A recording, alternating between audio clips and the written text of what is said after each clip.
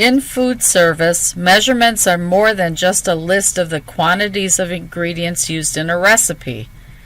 Measurements also relate to the shape and size of the kitchen equipment and the amount of space available in a facility, and the number of servings that can be made from a given amount of food. An understanding of how to perform calculations with measurements is an essential skill for any food service professional.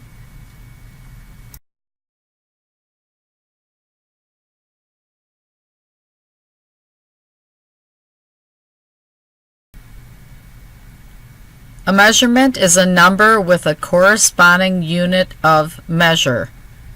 Addition and subtraction of measurements are straightforward if the unit of measure is the same for every measurement in a calculation.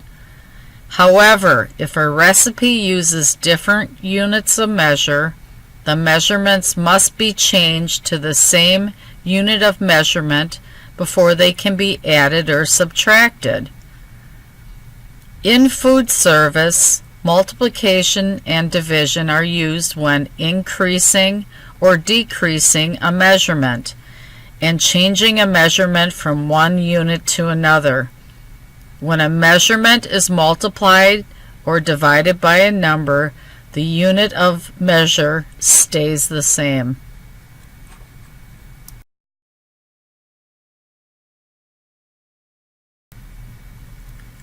A fraction is a part of a whole. A fraction is written as two numbers, a numerator and a denominator, separated by a line that's called a fraction bar. A numerator is the number in a fraction at the top or to the left of a fraction bar that represents the parts of a whole. A denominator is a number in a fraction at the bottom or to the right of a fraction bar that represents the number of parts into which a whole is divided. A proper fraction is a fraction in which the numerator is smaller than the denominator. An improper fraction is a fraction in which the numerator is larger than the denominator.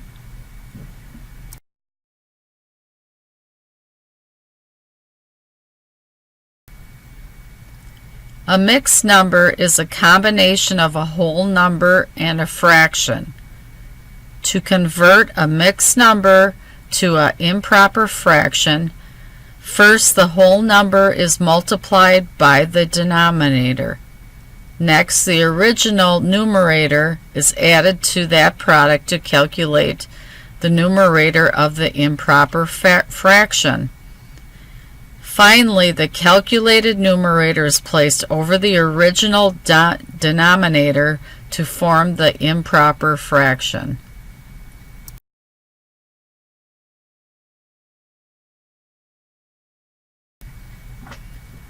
A common denominator is a denominator that is the same number in two or more fractions. A common denominator must be determined before fractions with unlike denominators can be added or subtracted. To add two fractions or more that have a common denominator, the denominators are added together and the sum is placed over the common denominator.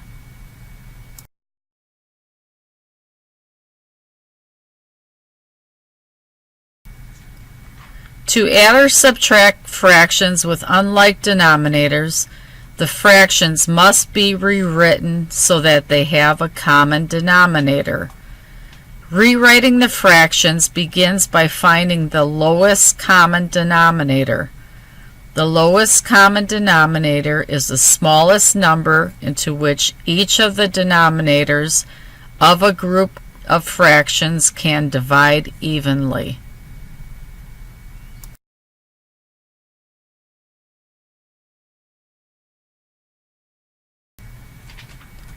Now that the fractions have a common denominator, They can be added by adding the numerators and placing the sum over the common denominator.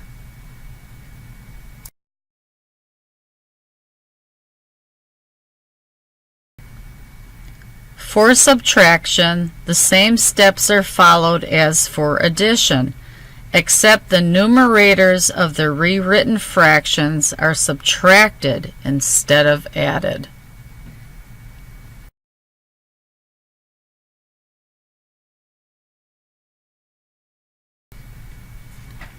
When multiplying fractions, the numerators and the denominators are multiplied separately. Any mixed number must be converted to an improper fraction before multiplying.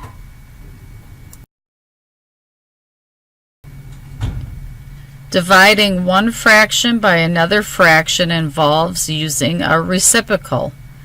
A reciprocal is a fraction that is the result of switching the places of the numerator and the denominator in a fraction.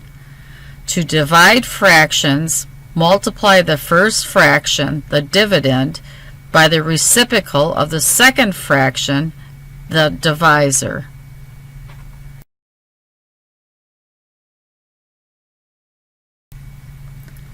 A decimal is a number that represents part of a whole and can be expressed as a fraction with a denominator that is a power of 10, such as 10, 100, 1000, and so on. The whole number is written to the left of the decimal point, and the decimal part is written to the right of the decimal point.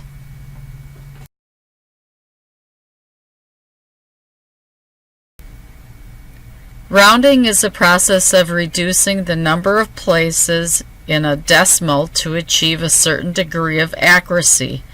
Decimals that end in 4 or less, meaning 4, 3, 2, 1, or 0, are typically rounded down, and decimals that end in 5 or more, 5, 6, 7, 8, or 9, are rounded up.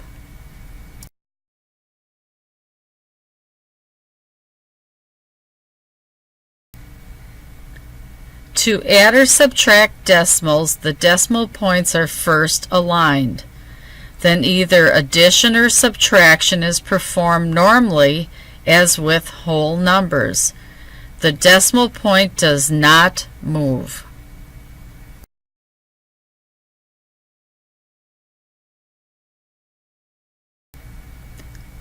Decimals are multiplied in the same way as whole numbers. However, placement of the decimal point in the final product is based upon the total number of decimal places in the original calculation.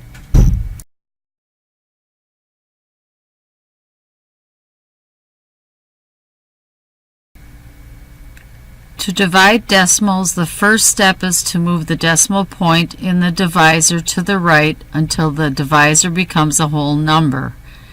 Next, the decimal point in the dividend is moved with the same number of places to the right. Then the decimal point in the dividend is brought up to the quotient, and division is performed in the same way as with whole numbers.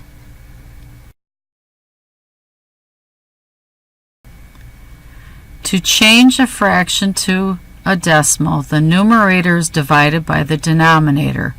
For example, if 5/8 of an ounce of salt needs to be measured on a digital scale that displays weight in decimals, the fraction 5/8 could be converted to a decimal by dividing the numerator by the denominator.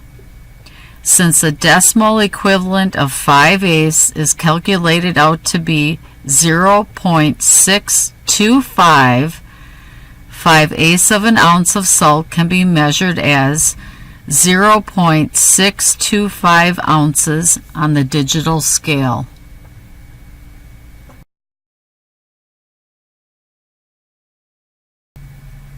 To change a decimal to a fraction, the decimal is set as the numerator in a fraction without a decimal point.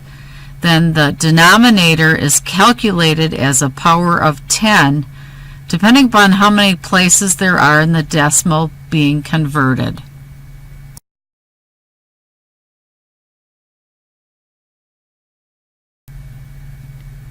Area is the size of two-dimensional flat surfaces.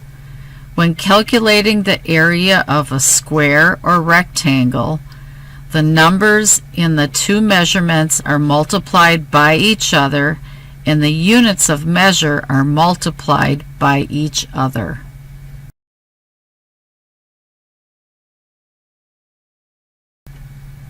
To calculate the area of a circle, the radius of the circle is first multiplied by itself, squared, and then multiplied by the constant number 3.14, shown in formulas as the Greek letter pi.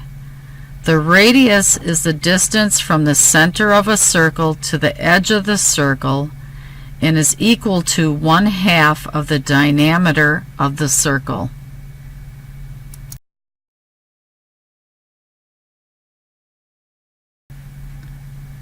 Volume represents the physical space a substance occupies. Three distinct measurements with the same unit of measure can be multiplied to calculate the volume of a three-dimensional object, such as a food container. In food service, it is common to refer to some equipment by capacity, such as a 20-quart stock pot or a 250 cubic foot walk-in cooler. Capacity is the volume that can be placed inside an empty three-dimensional object. To calculate the volume of an object shaped like a cylinder, such as a stock pot, the area of the circular base or opening of the object is multiplied by the height or the depth of the project.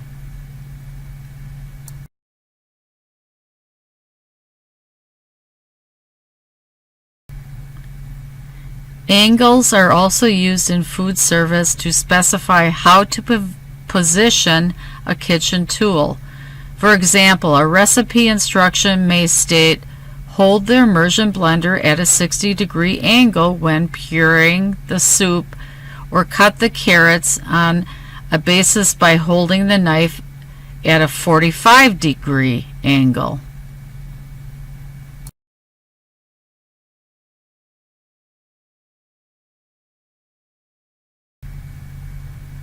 An average is the sum of a set of numbers divided by how many numbers there are in the set. Another term for average is mean. A medium is the middle value within a set of numbers that are arranged in a numerical order. The mode is the value that appears most frequently within a set of numbers. Statistics are most commonly used in food service to calculate averages. Count is another statistical measurement used in the professional kitchen. For example, shrimp are packaged by count or number per pound for a given size.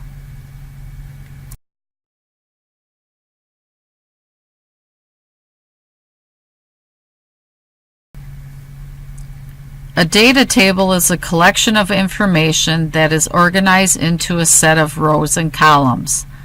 The top row of each column contains a heading that describes the data in the rows of that column.